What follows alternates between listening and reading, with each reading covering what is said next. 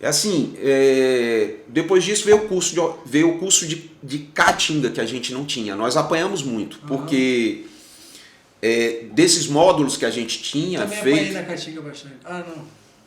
Mas a gente apanhou Caatinga foi duas foda, vezes. você Então sabe, irmão. apanhamos duas vezes, né? A gente resolveram colocar o COT para fazer o curso de caatinga, o estágio de adaptação à caatinga com o Exército Brasileiro. Exército, né? Foi feito em 2003, Danaquim participou também. Segóvia estava lá no COT na época, ficou um período no COT. A gente fez por quê? Porque a gente quebrou muita cabeça, cara. Assim, alguns operadores do COT lá se machucaram, como foi o caso do Márcio, né? Porque a gente não tinha essa expertise. Caatinga é uma região bem inóspita.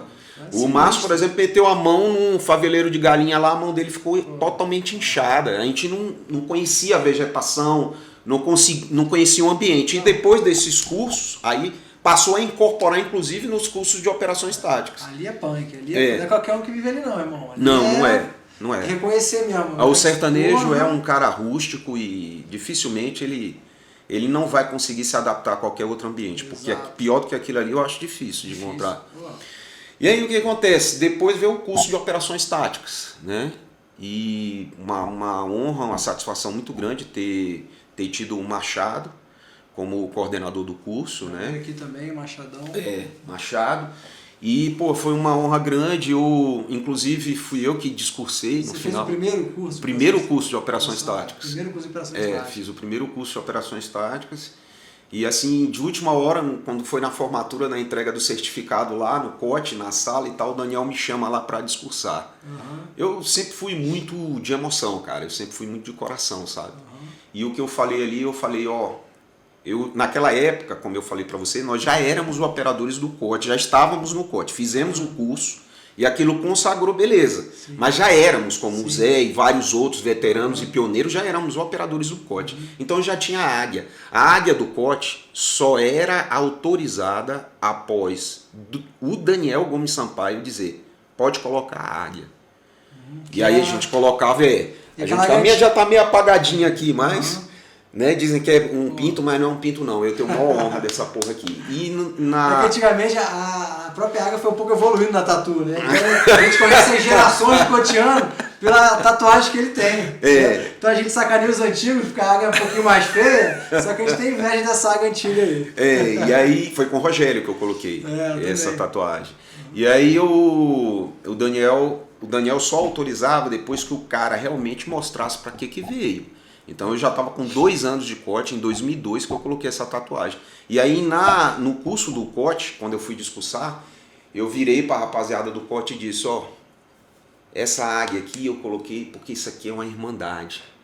Aqui a gente está dividindo operações e dando sangue um pelo outro e não existe isso em lugar nenhum.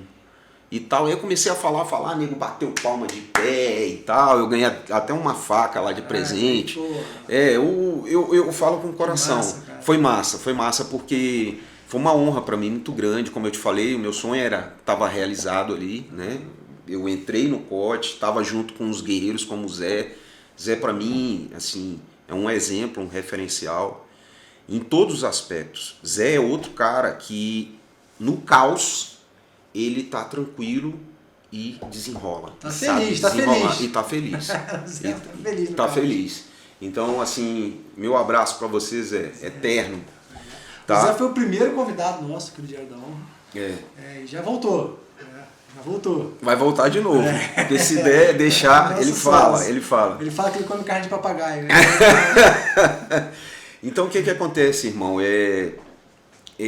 2003 veio esse... Aí em 2004, né? Em 2004 a gente ia fazendo os cursos.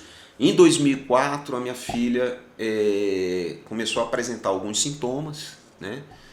Alguns sintomas aí, a gente ia no médico, não conseguia identificar o que era e tal. A situação foi se agravando. Aí chegou um ponto, eu pedi para o Daniel para ir pro plantão, porque saiu um diagnóstico que ela estava com leucemia. Leucemia mieloide, né? Quantos anos tinha? Mieloblastia. Ela estava com 2 anos e 8 meses. Arrepiei. E aí, meu irmão, a minha vida parou ali. Parou, né? Parou porque a gente passou a ter que cuidar dela, se dedicar para ela e assim, ela começou tratando em Brasília, mas eu encontrei o Instituto Infantil Domingos A. Boldrini, profissionais excepcionais, é uma instituição filantrópica que fica em Campinas, São Paulo.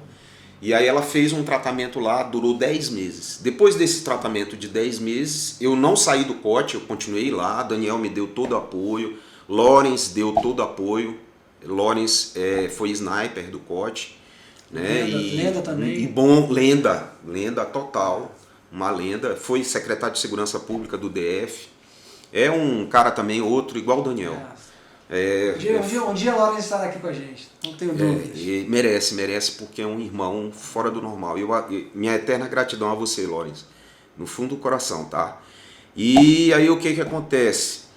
Depois desse tratamento eu voltei, comecei a ajudar os cotianos, né, em instruções, ajudava em instruções ali, tal. E aí quando foi em 2007, que já tinha terminado o tratamento, eu retornei para operações. Retornei para operações, já estava recuperada, graças a Deus, né? Graças a Deus. E 2007 a gente retornou para operações e ficou 2007 e 2008. Aí, nesse período aí, eu participei de algumas operações, né? De alguns cursos, né? De alguns cursos de operações, de instrução em alguns cursos. E 2008 eu cheguei para o Jean Paoli, que na época era o Jean Paoli, era o coordenador do COT, e pedi para ele para terminar a faculdade de Direito que eu tinha iniciado, né, que não tinha concluído. E ele autorizou, né, Marquinhos também autorizou. E aí eu fui, terminei a faculdade de Direito e... Aí você foi no plantão, né? Fiquei no plantão, terminei a faculdade. Pediu autorização para terminar a faculdade, foi para ter tempo para terminar. Porque não viajava muito, né? Na época o efetivo ainda era pequeno também, ainda não era muito grande. E viajava demais. Aí eu terminei a faculdade e emendei com a escola do Ministério Público. E aí? Porra de doido. Porque a escola do MP é puxado, né? Mas terminei, consegui concluir depois de algum tempo.